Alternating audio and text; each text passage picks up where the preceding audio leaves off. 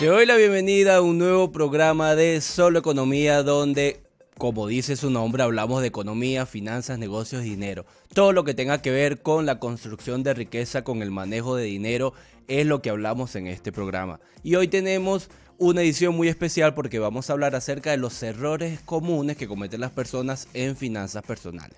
Yo siempre les digo que en finanzas somos muy minimalistas, menos es más. Hay simplemente dos soluciones que podemos tomar a la hora de afrontar nuestras finanzas personales, que es ganar más dinero o gastar menos dinero. Lo demás son soluciones mágicas y cuando hablamos de la construcción de riqueza, eso no va. Así que vamos a enfocarnos en ver cuáles son los errores comunes que cometen las personas y así podamos atacarlos, podamos mejorarlos para poder llegar mejor a fin de mes, para poder que nos sobre un poquitico de dinero y así podamos ahorrar y con ese ahorro poder comenzar a invertir para la construcción de riqueza. Te recuerdo que llegamos por Street Radio 96.9 FM, @ la radio podcast en todas nuestras redes sociales. Si tienes un celular, una tablet o una computadora cerca, nos puedes ver en YouTube y Twitch en vivo. Llegamos gracias a la producción de mi amigo Alberto Belfort y de Roseliano Díaz Arias. En el audio, mi amigo Pablo Belfort y en el video, Difrey Alejandro. Además, también llegamos gracias a mis amigos de QuickX. Envío de dinero a Venezuela desde Argentina, Perú, Chile y Ecuador a través de su página web de manera rápida, segura y confiable. Comencemos este programa con el consejo financiero de la semana. Presta atención a nuestra recomendación económica de la semana.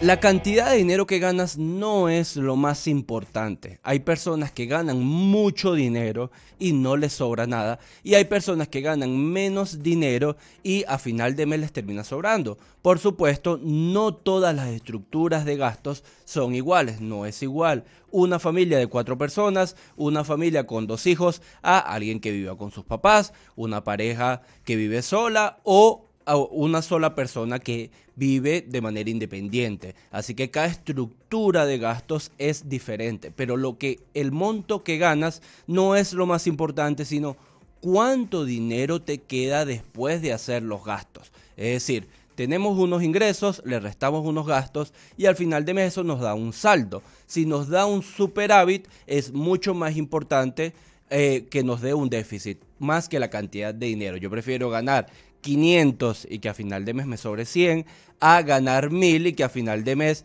me sobre 0 o tenga que pedir prestado o hacer malabares para poder llegar a fin de mes. Así que tenlo muy presente que la cantidad de dinero que ganas no es lo más importante, sino cuánto dinero te queda después de hacer los gastos. Y así le damos la bienvenida a este programa de errores comunes que cometen las personas en finanzas personales y es muy importante tenerlo presente porque a veces en pequeñas cosas se nos está yendo el dinero y cuando vamos a ver en el día a día terminamos teniendo gastos innecesarios o terminamos despilfarrando dinero, desperdiciando dinero en muchos aspectos de nuestra vida. Ahora, si bien es importante, sobre todo cuando estamos con presupuesto limitado, es decir, tenemos una cantidad de dinero que ganamos y nos cuesta llegar a fin de mes, yo también siempre les digo que no nos vamos a ir a vivir bajo un puente. Es decir, si tenemos un presupuesto muy limitado, no vamos a estar recortando cosas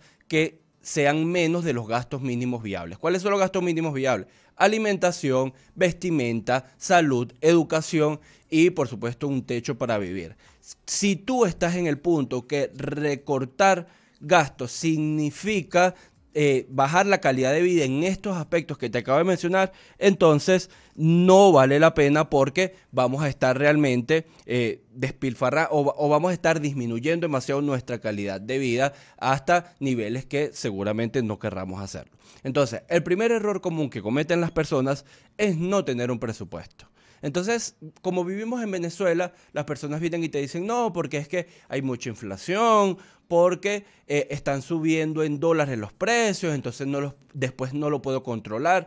Y no es así. Mientras vivas en un país con condiciones económicas más fluctuantes, como es el caso de Venezuela, caso inflación, caso precios, caso ingresos, necesitamos aún más tener un presupuesto y necesitamos llevarlo de mejor manera y de mejor medida. Por supuesto, no somos tan rígidos como en un país donde tenemos variables más estables, pero necesitamos seguirlo teniendo y seguirlo controlando. Eso sí, mes a mes vamos a ir ajustando, pero tener un presupuesto nos da poder tener potes en cualquier otro aspecto que no sea de estos que yo te acabo de mencionar, que son los gastos mínimos viables. Por ejemplo, si yo tengo un presupuesto para salir de fiesta, o un presupuesto para ocio, o un presupuesto para actividades deportivas, extracurriculares, yo sé hasta cuándo puedo gastar.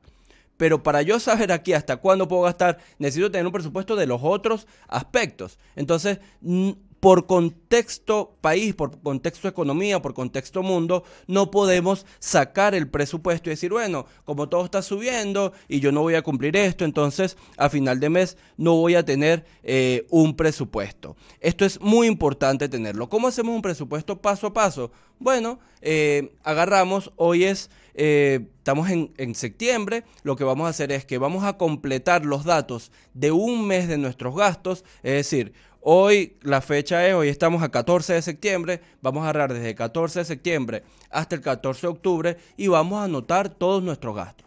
Bueno, yo gasté 2 en la panadería, gasté 3 en el pasaje y así lo vamos a ir sumando todos los meses. Una vez completemos el mes, la idea es que lo hagamos con un mes calendario, pero también podemos irlo ajustando porque la idea es comenzar a medir. Comenzar a medir de esta manera es mejor a no medir y después podemos irlo solucionando, podemos irlo corrigiendo, que es un poco acerca de la idea. A fin de mes lo vamos a agrupar en grandes rubros. ¿Cuáles son esos grandes rubros? Bueno, podemos comenzar por un lado por alquiler o gastos de apartamento propio, en el caso que lo tengamos, servicios, transporte, ya sea que tienes auto, carro o que tengas transporte público o te manejes en taxi o hagas este tipo de cosas. Servicios, alimentación, muy importante, ocio, gastos varios, donde vamos a meter todos los otros gastos que no podamos encuadrar dentro de los rubros que te estoy diciendo, gastos financieros, en el caso que tengas ya un préstamo personal o un préstamo a terceros, y finalmente impuestos. Todos estos rubros es donde vamos a encuadrar a fin de mes todos los gastos que tenemos. Entonces decimos, ok, encuadramos los rubros y allí esto es lo que yo gasté durante este mes. Creo que gasté de más, lo ajustamos un poco. Creo que estoy bien, entonces ese va a ser mi presupuesto del mes que viene. Una vez el mes que viene vuelves a ejecutar tu presupuesto, lo comparas y comienzas el proceso de ajuste. Ok, aquí me quedo un poquito por encima, aquí estoy de más. Pero necesitamos hacer un presupuesto y la mejor manera de comenzar, si estamos en serio y no tenemos nada, es hacerlo con los datos reales que vamos teniendo todos los meses. El segundo error muy común que tienen las personas en finanzas personales es tener deudas con intereses que son muy altos. Y esto es un punto muy importante en Venezuela y te voy a explicar por qué. Nosotros, durante los últimos 15 años, más o menos, nos hemos caracterizado por tener tasas de interés reales negativas. ¿Qué significa esto? Que la tasa de interés que yo pago por un préstamo es menor a la inflación de ese periodo. Entonces lo que termina sucediendo es que la deuda termina siendo cada vez más pequeña. Y es por eso que muchas personas que entraron en préstamos en el proceso entre 2010 y 2015 más o menos, entonces terminaron pagando 15-20% del valor real de ese préstamo. Y es donde nace el pensamiento común del venezolano de hoy de, bueno, agarra toda la deuda que puedas, agarra todos los tipos de deuda que tienes con el banco porque eso se lo va a comer la inflación. Entendiendo este pensamiento hay que erradicarlo de una vez por todas, porque en este contexto de hoy y de la mayoría de las situaciones que vas a ver en el futuro, la realidad es que las tasas de interés van a ser positivas. ¿Qué quiere decir esto? Que el interés que tú vas a pagar por un préstamo va a ser superior a la inflación que va a tener ese préstamo. Y si sucede de esta manera, que es la situación normal de las variables económicas, entonces cada vez que tú te endeudes va a ser más costoso que esperar para endeudarte. Es decir, si yo voy a comprar una lavadora hoy con deuda, yo prefiero esperar un año y reunir el dinero y comprarla que endeudarme hoy, pagar todos los meses un porcentaje de eso y después tener la lavadora, porque al final voy a terminar pagando más. Es muy importante tenerlo en contexto porque la realidad de los préstamos hoy en Venezuela es que la mayoría de las personas los están haciendo no bancarizados, y cuando te vas a un préstamo no bancarizado, las tasas de interés son realmente altas. Estamos hablando que yo he escuchado un promedio entre el 10 y el 20% mensual. Es decir, que si te agarran y te prestan $100, luego de 3 4 semanas tienes que pagar 115 o 120. Y eso termina siendo un cuchillo para la garganta de la persona que se está endeudando, porque son deudas con intereses muy altos que terminan generando un efecto de bola de nieve. Entonces tú dices, mira, bueno, sí, yo agarré 100 y yo creo que en un mes puedo tener los 15 o los 20 más. Pero entonces, si no llegas a ese monto, ya no van a ser 120, van a ser 144, y así va a ir creciendo a medida que va generando un efecto bola de nieve, y cuando te vienes a dar cuenta, wow, debemos una cantidad importante de dinero. Entonces, una de los errores más comunes que se cometen en finanzas personales es contraer deudas con intereses que son muy altos. Y ahora que está volviendo el efecto ahora que está volviendo el tema de los préstamos bancarios, también están siendo con tasas de interés significativas, entre el 15 y el 18% anual en dólares, que sigue siendo menor, es decir, sigue siendo negativa, porque los precios en dólares, si vemos el 2022 y el 2021, han subido más que este porcentaje. Sí está siendo mucho o muy significativo con relación a lo que están creciendo los salarios, lo que significa que endeudarse está siendo costoso y va a seguir siendo bastante costoso en el futuro.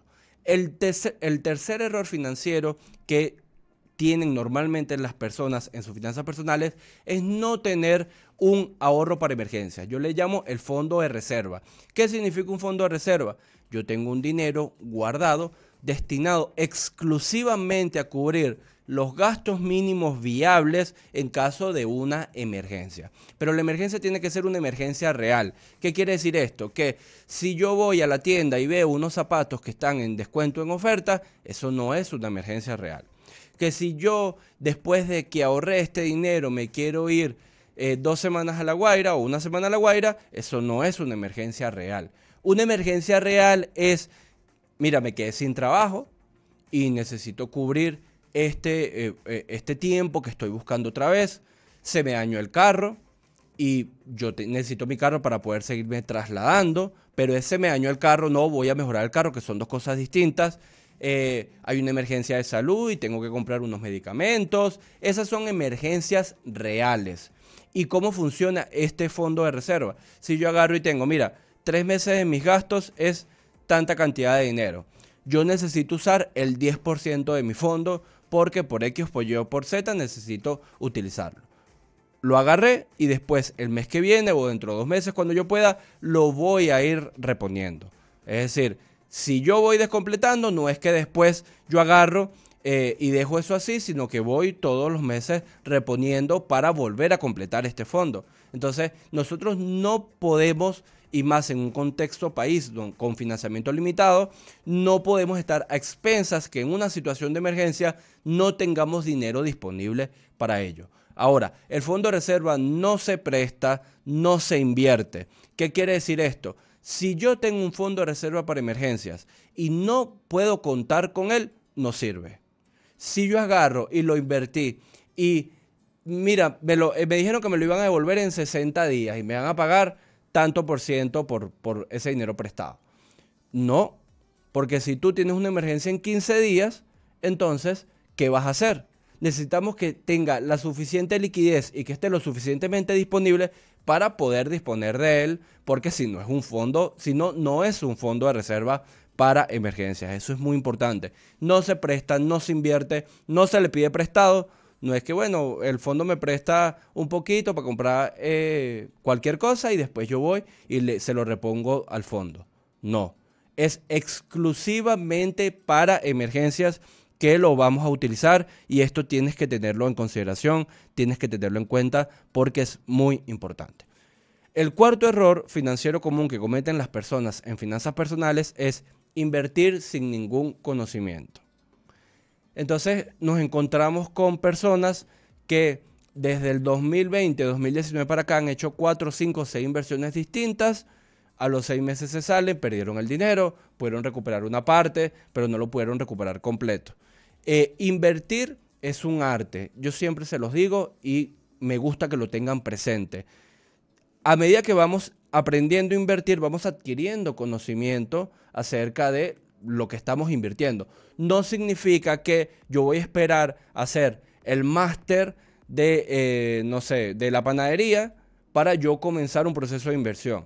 No, pero necesitamos conocer los aspectos básicos tanto del negocio como de cómo manejamos un negocio, cómo son las finanzas de un negocio. Porque si no combinamos esos dos conocimientos, entonces vamos a tener problemas.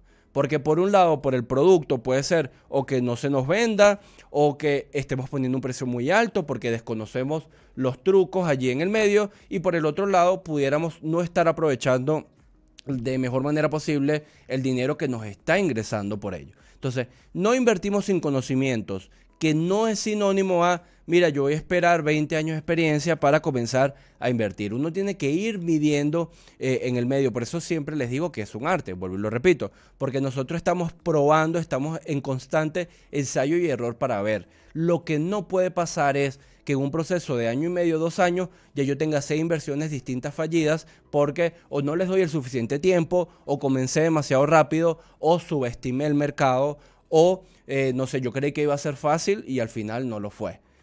Eso es lo que no nos puede pasar. Si ya te pasó una vez, entonces la siguiente, espera un poco más, aprende, busca cursos, habla con personas que conozcan del rubro. Ahorita tenemos la ventaja que estamos en la era de la información y casi cualquier cosa que tú quieras aprender, puedes hacerlo a través de línea, con conocimientos de terceros. Lo que tenemos es que depurarnos de la información que estamos recibiendo.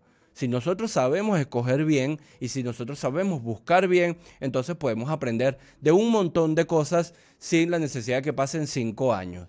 Entonces, tenemos que entender este contexto para que no nos pase que una y otra vez todos conocemos a alguna persona que tiene muchas inversiones fallidas. Entonces, hoy está haciendo algo, en 3 meses está haciendo otra cosa, después a los 6 meses eso no le gustó y vaya a hacer otra cosa. Probar está bien, nadie está diciendo que no pruebes. Lo que tienes que aprender es que tenemos que crecer para arriba, no crecer hacia los lados. Y mientras más tiempo tú le des a aprender sobre una misma cosa, mejor te va a ir cuando vayas a invertir para ello. El quinto consejo o el quinto error común que se comete en finanzas personales es no planificar una jubilación. Entonces, volvemos al mismo punto, contexto país. Mira, pero bueno, si yo no estoy pudiendo llegar a fin de mes, entonces, ¿cómo hago para pensar en el momento en que yo me retire? No, necesitamos pensar en el yo del mañana y no dejárselo a la suerte. Yo siempre le digo a las personas que no le dejemos nuestro futuro ni al Estado ni a nuestros hijos. Porque muchas personas están pensando, bueno, ok, el día de mañana, si yo no puedo ahorrar o si yo no puedo completar algo para poder retirarme, entonces el Estado me va a mantener o mis hijos me van a mantener. Si tú estás en una edad productiva, es tu responsabilidad el proceso de creación de riqueza. Eres tú el que tiene que tomar la batuta y eres tú el que tiene que ir adelante. No esperar que vengan a que otros te solucionen. Y esto es muy importante de cara al futuro. No quiere decir que el día de mañana tus hijos no te vayan a ayudar. Por supuesto, yo también soy hijo y también con mucho amor ayudo a mis padres.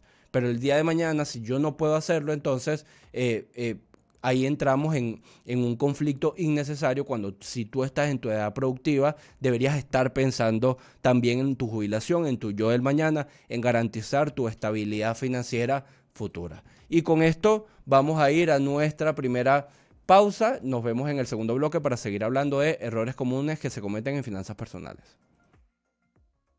Vamos con el segundo bloque de Solo Economía. Estamos hablando acerca de los errores comunes que se cometen en finanzas personales.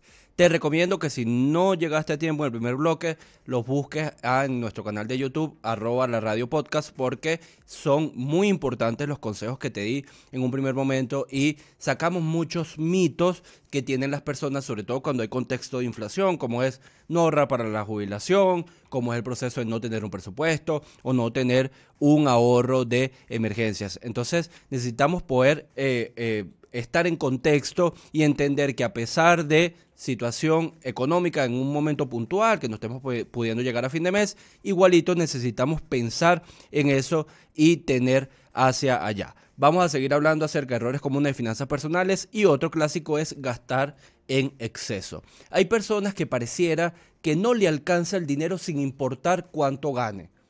No importa en ese mes cuánto hicieron, ellos siempre están buscando gastar hasta que se quedan en cero. Entonces vemos el hecho de, bueno, salieron a una discoteca o salieron de fiesta con sus amigos y hasta que esa cartera no se queda completamente vacía, esa gente no vuelve para su casa. Y si tienen $100 en la cartera y entonces le quedan 20, le quedan 30, ellos agarran y piden algo más hasta que se quedan en cero. Entonces tenemos ese proceso de planificación porque hay personas que gastan como por un proceso de placer. Entonces, claro, esto es algo que yo también he mencionado, seguramente si me sigues en Instagram, @JoseGabrielArapé, lo has escuchado. El consumo es el concepto económico más parecido a la felicidad. Es decir, cuando nosotros estamos consumiendo, nosotros estamos siendo felices.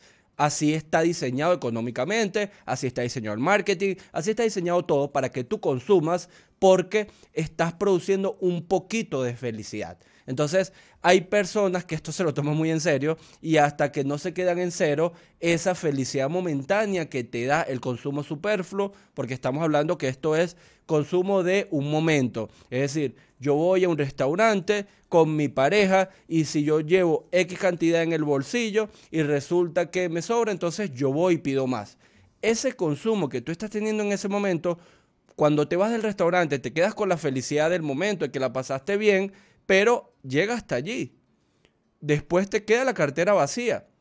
Y esto se hace mucho más presente cuando, como no tenemos un presupuesto, porque estamos partiendo del hecho de, mira, yo gasto hasta donde me queda sin importar más nada. Entonces, esa felicidad momentánea que estás teniendo el día 15, 16 del mes, cuando cobraste, lo compensa la infelicidad del día 23, 24 y 25 cuando ya estás jalando la quincena para cobrar lo siguiente. Entonces, el hecho de gastar en exceso es sinónimo de las personas que hasta que no se quede su cuenta en cero o hasta que su cartera no se quede en cero, esas personas no están tranquilas y tienen que seguir gastando. Error número 7, no protegerse con seguros. Cuando hay situaciones apremiantes económicas, una de las primeras cosas que las personas comienzan a prescindir son de los seguros, ya sea seguros de salud, seguros de vida, seguros de auto, seguros de incendios, todo aquello que tenga que ver con un seguro, las personas comienzan a prescindir. Y es entendible en medio de un contexto, de una situación de, mira, estoy teniendo menos ingresos, no estoy llegando a fin de mes, voy y prescindo de los seguros. Ahora, cuando volvemos al momento de, ok, ahora sí estoy ganando dinero, me está sobrando un poco, no volvemos a contratar los seguros. Y la realidad es que los seguros nos están protegiendo de situaciones que no vamos a tener el dinero para poder gastar. Es así de sencillo. Porque si el día de mañana tú no tienes un seguro y a ti te está sobrando un poquito a fin de mes, pero tú te enfermas y necesitas ir a una clínica, ¿cómo vas a hacer para pagar esa clínica? ¿O cómo vas a hacer el día de mañana si tú tienes un auto y Dios te cuide y te proteja, pero el día de mañana hay un accidente? ¿Cómo haces para cubrir las reparaciones de ese auto? Entonces, cuando nosotros estamos en un proceso de, mira, necesitamos recortar ingresos porque sencillamente no tenemos más, está bien. Para mí no es la primera opción a evaluar, pero entiendo las personas que comienzan a prescindir de los seguros. Ahora, si ya tú te estabilizaste económicamente, es necesario que vuelvas a los seguros. De hecho, hay muchas personas en Venezuela que eligen los empleos por el seguro que dan. Entonces, yo prefiero ir a una empresa que me pague un poquito menos, pero que me brinde un buen seguro de salud, que me brinde un buen seguro de vida, porque entiendo que es costoso y que es necesario. Pero si nosotros ya estamos en una situación estable, necesitamos volver a pensar en los seguros y necesitamos volver a el hecho de protegernos. Porque volvamos al caso, si yo simplemente no llego a fin de mes, yo no puedo tener un seguro, porque no estoy llegando, no tengo cómo pagarlo. Pero ahora, si ya yo estoy estable, el seguro me va a proteger a mí de los gastos que puedan suceder que yo no voy a tener cómo poder afrontar en el futuro. Y esto es vital e importante que lo tengamos en cuenta. Otro error común que tienen las personas es que no se planifican para grandes gastos futuros. ¿Qué significa esto? Que si yo me quiero comprar un carro, un auto, en 2, 3 años, entonces yo estoy esperando que me llegue un trabajo extraordinario o que, no sé, el día de mañana me contrate una multinacional o que tenga un tigrito muy grande que me deje mucho dinero y poder comprar el auto. No planificamos en función de eso. Y es un gran error no hacerlo de esta manera. Otro ejemplo común que la gente no se planifica es, mira, yo me quiero ir de viaje en diciembre. Entonces, yo no estoy desde febrero o marzo planificando para poder ahorrar mensualmente, sino que yo espero a noviembre, me busco los pasajes y cuando voy a ver los pasajes para Margarita son los más caros, obviamente. Cuando voy a ver la capacidad hotelera ya está bastante ocupada, por lo tanto me toca agarrar habitaciones más costosas porque no planificamos con suficiente tiempo, sino que vamos todo el tiempo improvisando, resolviendo, tapando huecos. Entonces, estamos todo el tiempo en ese corre y corre y nos olvidamos de la planificación, que es muy importante, sobre todo en un contexto de, mira, yo no sé cuáles van a ser los precios de aquí a allá, pero yo sí hoy puedo tener con varios meses de antelación una planificación en base a cuánto puedo gastar, que es muy importante. Cuando las personas se van de viaje, es preferible irse en viaje en función de un presupuesto que buscar el destino y hacer el presupuesto. Ojo, esto es un dato vital e importante para cualquier persona que quiere viajar. Yo prefiero o yo elijo hacer un presupuesto de, yo de aquí a diciembre puedo ahorrar $200. Vamos a buscar el destino que yo pueda cubrir con $200. Y no, mira, yo quiero ir a este destino, el destino me cuesta tanto y yo no sé si yo vaya a poder llegar a ese destino. Esto también es importante, sobre todo para aquellas personas que les está costando ahorrar a fin de mes. Porque claro, si yo tengo un presupuesto más holgado, gano un poco más de dinero y puedo tener algo a fin de mes, yo sí puedo elegir mi destino y ver en función en base a eso. Pero si no, si me está costando un poco más, es preferible primero poner el presupuesto y en función a ese presupuesto buscar destinos. Porque siempre se pueden conseguir destinos más baratos. Hay destinos más baratos que Margarita. Hay destinos más baratos que La Guaira. Te puedes ir para Higuerote. Siempre hay destinos donde nosotros podamos acortar el presupuesto. Pero así como puede ser menor, también puede ser más alto.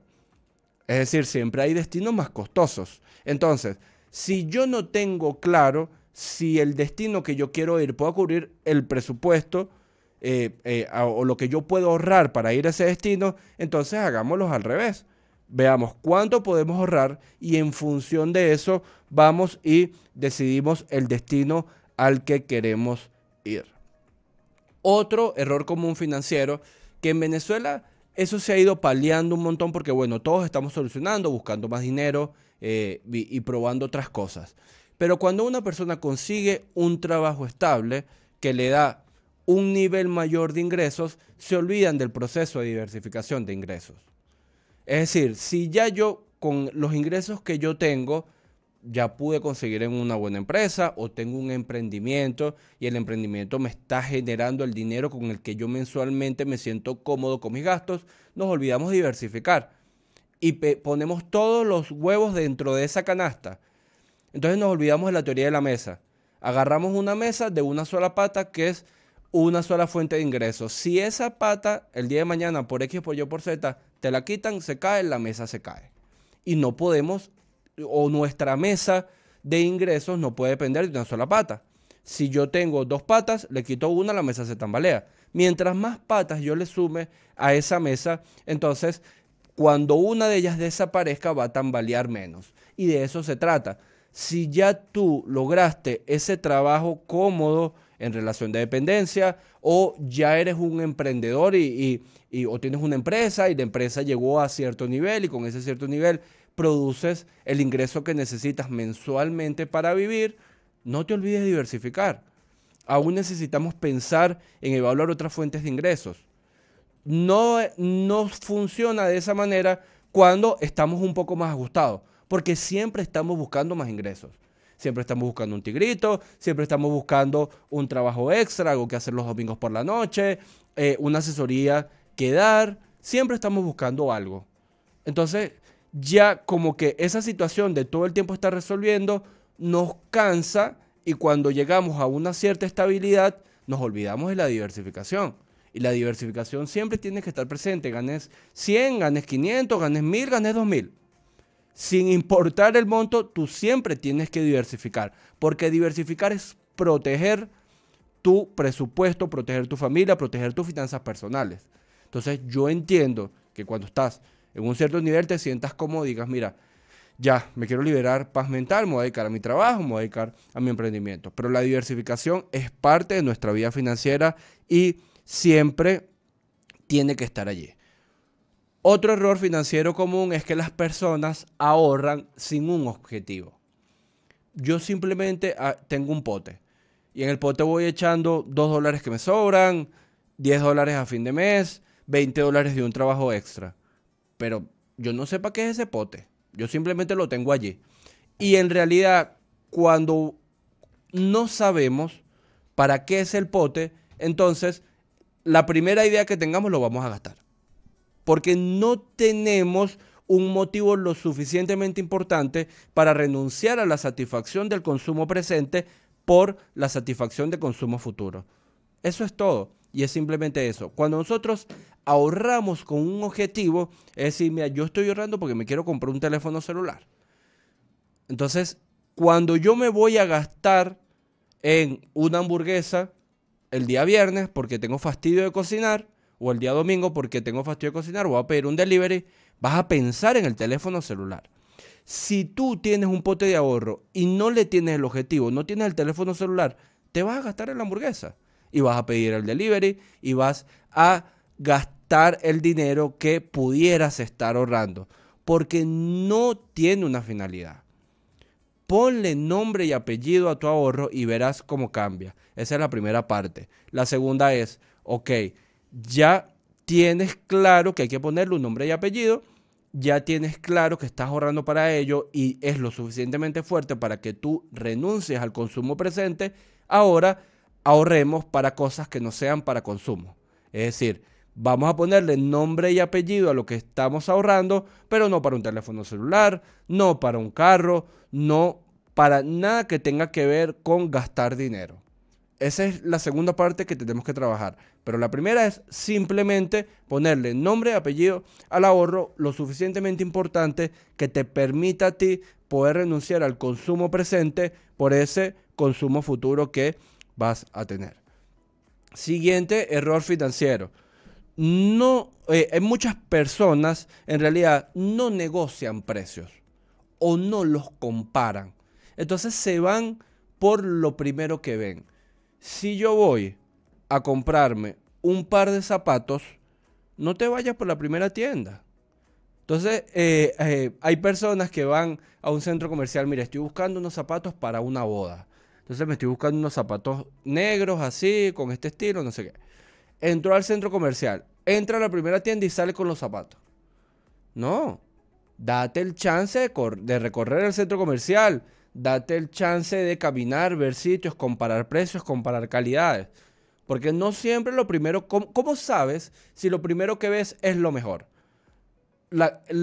Exactamente lo que más te gusta o lo que tiene la mejor relación precio-calidad. Compara precios, pregunta. Si son servicios, negocia. Hay personas que tienen miedo a negociar.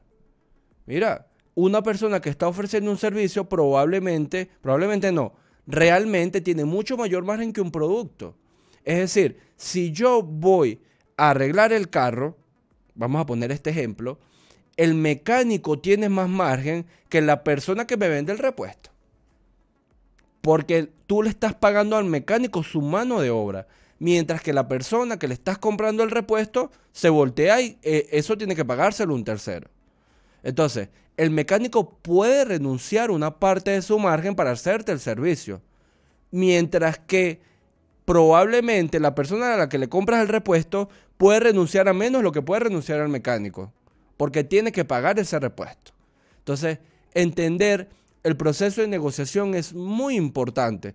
Y un proceso de negociación no significa que te conviertas en un regatero, que son dos cosas distintas. Es decir, no es igual que yo vaya a un mecánico, me haga un trabajo y cuando le agreguemos más valor a ese trabajo porque hay que hacer otras cosas, o cuando yo vuelva la segunda o la tercera vez le diga, mira, vamos a negociar este precio, a que yo vaya y todo lo que él me pongan, yo se lo quiera regatear. O el otro proceso de negociación de precios es, ok, está bien, probablemente tu trabajo, si tú me pones los repuestos, entonces le vas a ganar también un poquito a los repuestos. Déjame yo salir a buscar los repuestos.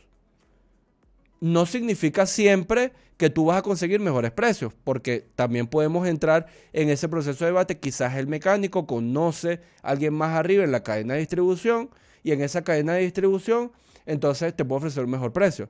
Pero tienes que compararlo. O sea, si tú no haces ese proceso investigativo, por flojera, porque te da pena, por miedo, en realidad, ¿cómo sabes que lo que estás pagando o el consumo que estás haciendo es lo más inteligente posible? El último consejo que les voy a dar en el día de hoy es un error muy común que sucede en finanzas personales y es las personas que ignoran su patrimonio neto. Hay gente que tú le preguntas hoy, ¿cuánto tienes de patrimonio? ¿Cuánto tienes de riqueza? Y no lo saben.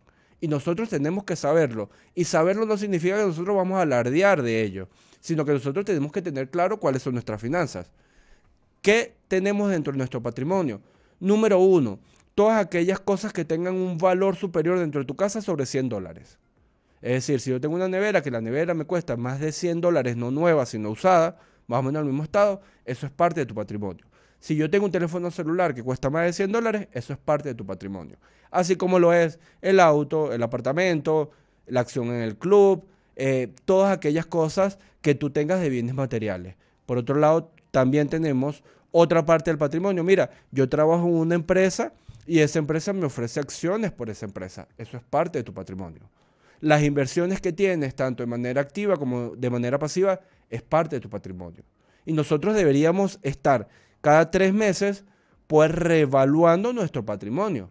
Esto es lo que yo tengo. Necesitamos tenerlo presente y tenerlo claro, porque es la única forma de construir. Lo que no se sabe, no se puede medir, y lo que no se puede medir, no se puede mejorar. Así que tenlo muy presente y lleva un control interno de tu patrimonio. Y con este error financiero y este consejo final, le voy a dar la despedida a este programa por el día de hoy porque ya estamos en tiempo. Te recuerdo que llegamos a ustedes a través de 96.9 FM, Street Radio, @la radio podcast en todas nuestras redes sociales. En la producción, mi amigo Alberto Belfort y Roseliano Díaz Arias. En el audio, mi amigo Pablo Belfort. Y en el video, Difrey Alejandro. También llegamos a ustedes gracias a Quickex, envío dinero a Venezuela a través de su página web, quickex.net. Mi persona, @José Gabriel Arapé, en todas las redes sociales. Si quieren más contenido, finanzas, economía y negocios. No le pido a nadie dinero para invertir. Si alguien te escribe pidiéndote dinero, ese no soy yo. Así que chao, nos vemos en el siguiente programa.